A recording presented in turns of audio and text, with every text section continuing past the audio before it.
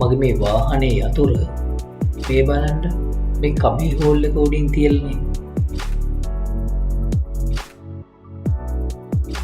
මෙතනින් පේනවා යතුර තියෙන තැන. නමුත් ගන්නට විදිහක් නෑනේ. මොකද කරන්නේ? මේ කරින්ටත් බෑ. මේ මෙන්න මේ ග්ලාස් එක බිඳිමු. මෙන්න මේ ගඩොල් කැටෙන්. මේක බිඳුනා වගේ නෙවෙයි. මේක රිපෙයාර් කරන්න ගියාම යන වියදම මේ ස්පෑනර් එක අරගෙන මෙන්න මේ ධාරේ හරහා උස්සලා අරින්නත් පුළුවන්. ඔව්. මේ ඩැමේජ් එක හදාගන්නට මට ඊට වැඩිය ලොකු ගාණක් වැය වෙනවා. මේකට පොඩි ගාණක් වැය වුණාට පොඩ්ඩක් අස්තියාදු වෙලා මේ වගේ ගම් ටේප් එකක් හොයාගත්තා නම් කිසිම අවුලක් නැතුව මෙන්න මේ වැඩේ කරගන්නට පුළුවන්.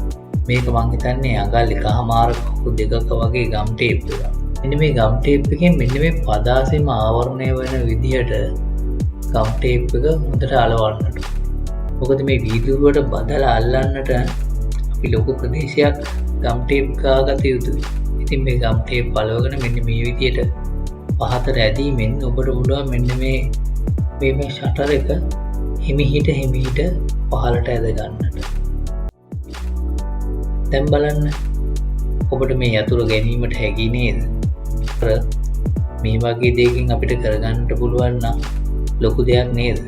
අපිව සබ්ස්ක්‍රයිබ් කරලා ඊළඟට එන වීඩියෝ එකත් බලන්නකෝ.